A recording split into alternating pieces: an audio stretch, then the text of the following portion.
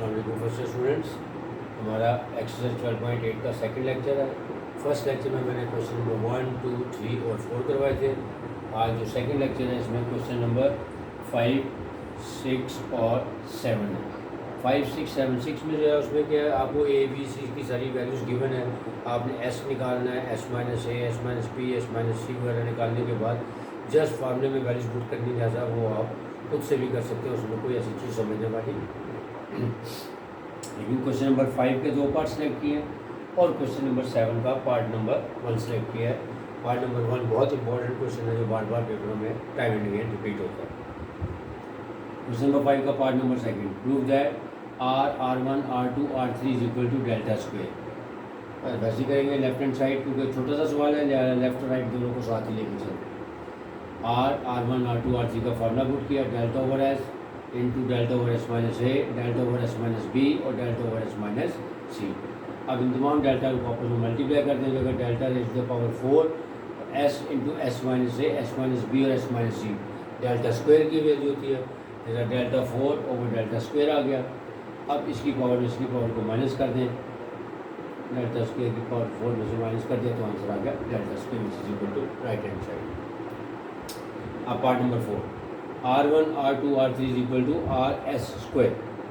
अब left hand side ले लेते हैं और राइट हैंड साइड दोनों को लेके साथ चल सकते हैं। अगेन जो छोटा क्वेश्चन है लिहाजा दोनों को साथ लेके चल सकते हैं। R1 की जगह आ गया delta over s minus a, R2 की जगह आ गया delta over s minus b और R3 का आ गया delta over s minus c.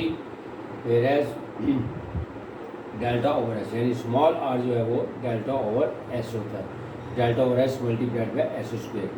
अब यहाँ से एस स्क्वायर में से एक एस कॉमन कर निकाल दें, वो कटिंग कर देंगे, यहाँ पे रह जाएगा डेल्टा एस। अब लेफ्ट हैंड साइड पे हम इसको डेल्टा को मल्टीप्लाई कर देते हैं। Delta into delta is equal to delta cube और नीचे आ गया s minus A, S minus B, S minus C.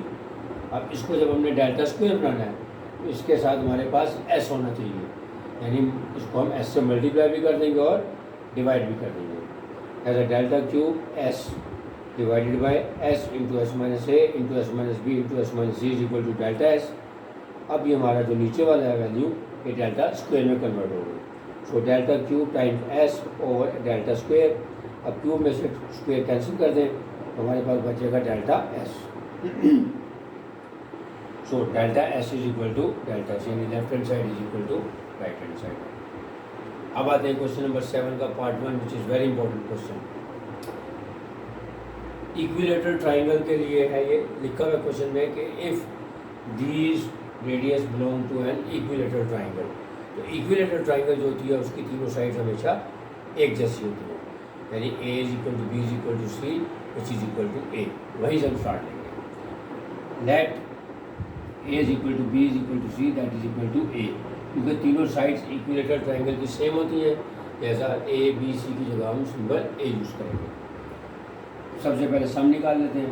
S is equal to a plus b plus c over 2 होता है, लिहाजा ए प्लस ए ओवर 2 हो गया विच इज़ इक्वल टू 3/2 ए, यानी सबसे पहले हमने सम निकाल दिया। अब बारी बारी एस माइनस ए की वैल्यू निकाल लेते हैं, एस माइनस बी और एस माइनस सी, क्योंकि तीनों इक्वल होंगे। जैसा एस माइनस ए की वैल्यू जो होगी वही एस माइनस बी की और वही एस माइनस सी की वैल्यू होगी। जैसा S minus A is equal to S की वैल्यू आ गई 3/2a माइनस ए। अब इसको हमने प्रोडक्ट ले लिया, 3a minus 2a is equal to a over 2, यानी s माइनस a की वैल्यू आ गई a ओवर 2, क्योंकि s माइनस a और s माइनस b और s माइनस c तीनों a की जैसे हैं, क्योंकि a b और c तीनों इक्वल हैं। लिहाजा s minus a, s minus b और s माइनस c तीनों की जगह हम a ओवर 2 यूज़ करेंगे।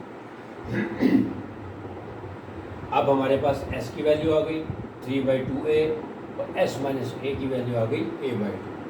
अब क्या करेंगे, जो रेशियो में हमने 3 दी हुई है, small r, capital r, small r1, अब इन सब की अलग अलग पहले वैल्यूज निकाल लेते हैं ताकि वो सिंपलेस्ट फॉर्म में आए। सबसे पहले हम डेल्टा निकाल लेते हैं। Delta is equal to S into S minus A into S minus A into S minus A. उसकी वजह फिर अगेन क्योंकि एस माइनस ए, S minus B, S minus C तीनों आइडेंटिकल हो। So 3a over 2 multiplied by a over 2 multiplied by a over 2 multiplied by a over 2, ये होगा 3a raise to the power 4 over 16। अब इसका square root ले लें। तो 3 का स्क्वायर लेंगे तो अंडर रूट 3 आ जाएगा, और a रेज़ द पावर 4 का स्क्वायर लेंगे तो a स्क्वायर आ जाएगा, और 16 का स्क्वायर लेंगे तो वो आ जाएगा 4। लिहाजा डेल्टा की वैल्यू आ गई under root 3 over 4 a square, या under root 3 a square over 4। अब हम आते हैं r, कैपिटल R और R1 की तरफ। Now r is equal to delta over s। Delta की वैल्यू हमने निकाली है under root 3 a square over 4 divided by s की वैल्यू हमने निकाली है 3a ओवर 2। अब इसका रेसिप्रोकल ले लें, यानी under root 3 a square over 4 multiplied by 2 over 3a। अब एक a यहाँ से कैंसिल हो गया, 2 1 जा 2, 2 2 जा 4, और रिड्यूस होने के बाद हमारे पास आंसर आ गया 2 3 जा 6, यानी r की वैल्यू आ गई under root 3a over 6, small r की वैल्यू आ गई। अब capital R a b c over 4 delta. So a b c, क्योंकि a b और c तीनों आइडेंटिकल हैं, जैसा a मल्टीप्लाइड बाय a करेंगे तो a b c की जगह आ जाएगा a क्यूब डिवाइडेड बाय 4, और डेल्टा की वैल्यू जो हमने निकाली है under root 3 a square over 4, यहाँ इसमें पुट कर दें। अब 4 4 से कैंसिल हो गया और ये रिड्यूस होने के बाद आ जाएगा a cube divided by under root 3 a square. अब a क्यूब में से a स्क्वायर को जब हम सिंप्लीफाई करेंगे तो इसमें से ये a स्क्वायर कैंसिल हो जाएगा और खाली a बच जाएगा, यानी हमारे पास कैपिटल R की वैल्यू आ गई a ओवर अंडर रूट 3। अब R1 निकाल लेते हैं। R1 is equal to delta 1 over s minus delta over s minus a, जैसा डेल्टा की value under root 3 a square over 4 divided by s minus a की value है a over 2।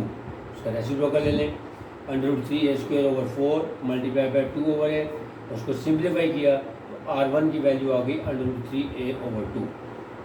अब हमने तीनों वैल्यूज़ को पहले अलग-अलग निकाल लिया, यानी क्या किया इस क्वेश्चन में सबसे पहले क्योंकि इक्विलेटरल ट्रायंगल है a b c तीनों को a लेट किया, उसके बाद मैंने यहाँ से s की वैल्यू निकाली, फिर s माइनस a की वैल्यू निकाली which is also value of s minus b और s माइनस c, फिर डेल्टा की वैल्यू निकाली। अब बारी बारी r, कैपिटल R और स्मॉल r1 की वैल्यूज निकाली। अब जो चीज़ हमें प्रूव करनी है उसकी वैल्यूज हम उसमें पुट कर देते हैं लेफ्ट हैंड साइड में, r, कैपिटल R और स्मॉल r1। अब कैपिटल स्मॉल r की वैल्यू हमने निकाली अंडर रूट 3a ओवर 6, ये वाली वैल्यू। कैपिटल R की निकाली है a ओवर अंडर रूट 3, और स्मॉल r1 की है अंडर रूट 3a ओवर 2। अब यहाँ पे एक चीज़ मैंने की, इसको रैशनलाइज किया कैपिटल R को। क्यों? इसकी वजह क्या है कि स्मॉल r में आ रहा है अंडर रूट 3a ऊपर आ रहा है, r1 में भी आ रहा है ऊपर आ रहा है, लेकिन जो हमारी कैपिटल R की वैल्यू है उसमें जो अंडर रूट 3 है वो नीचे डिनोमिनेटर में आ रहा है, लिहाजा उसको ख़त्म करने के लिए इसको रैशनलाइज किया, यानी इसको अंडर रूट 3 से मल्टीप्लाई कर देंगे, अंडर रूट 3 से डिवाइड कर देंगे ताकि यहाँ से ये ख़त्म हो जाए। तो अभी हो जाएगा under root 3a over 6 ratio, ये अंडर रूट 3a हो गया, और अंडर रूट 3 को अंडर रूट 3 से मल्टीप्लाई करेंगे तो ये आ जाएगा 3 ratio under root 3a over 2। अब क्योंकि हमने रेशो बनाने के है 1 2 3, इसका मतलब है अब तीनों के न्यूमरेटर में under root 3a under root 3a under root 3 आ रहा है, उसको ख़त्म करने के लिए हम क्या करेंगे, dividing by under root 3a कर देंगे। So dividing by under root 3a, जब हम इन तीनों को अंडर रूट 3a से डिवाइड कर देंगे यहाँ पे हमारे पास आ जाएगा 1 ओवर 6, 1 ओवर 3 और फिर 1 ओवर 2।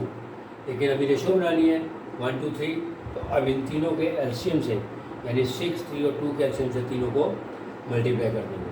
सो मल्टीप्लाइंग बाय 6, जब हम इसको 6 से मल्टीप्लाई करेंगे 1 ओवर 6 मल्टीप्लाइड बाय 6 हो जाएगा, यहाँ पे आ जाएगा, ये कर ही देता हूँ, 6 मल्टीप्लाइड बाय 1 ओवर 6, फिर 6 मल्टीप्लाइड बाय 1 ओवर 3 और 6 मल्टीप्लाइड बाय 1 ओवर 2। अब इसकी कटिंग कर दें, 6 6 से कैंसिल आ गया, 1 3 1 जा 2, 3 2 जा 6, 2 अभी 2 1 जा 2, 2 3 जा 6, which is equal to right hand. यही हमने प्रूव करना है। अब जैसे क्वेश्चन का 7 का पार्ट नंबर 2 है, उसमें क्या है सेम प्रोसेस आपने फॉलो करना है जो मैंने पार्ट 1 में करवाया, वो थोड़ा सा मज़ीद लेंथी हो जाएगा क्योंकि उसमें शायद R, capital R, small r के 1 के अलावा R1 2 और R3 की वैल्यूज़ भी शायद आ गई है। लेकिन नॉर्मली जो एग्जामिनर होता है वो क्वेश्चन ये वाला इसी तरह का पेपर में देता है, क्योंकि उसका मकसद आपका कॉन्सेप्ट चेक करना है। बहुत ज़्यादा लेंथी क्वेश्चन आ जाए तो फिर बच्चे टाइम वेस्ट हो जाता है। लिहाजा ये वाला क्वेश्चन जो मैंने करवाया, आपने इसकी प्रैक्टिस अच्छी करनी है, और इसी को देख के आप जो पार्ट नंबर 2 है उसमें बाकी 2 आइटम जो हैं उसको भी इसी तरह कैलकुलेट करने के बाद फिर एंड पे इसी तरह की उसकी आप रेशो निकाल सकते हैं। उम्मीद आपको समझ आ गया होगा। इंशाल्लाह जब नेक्स्ट लेक्चर होगा तो बाकी रिमेनिंग क्वेश्चन जो है वो 12.8 के करेंगे। तब तक के लिए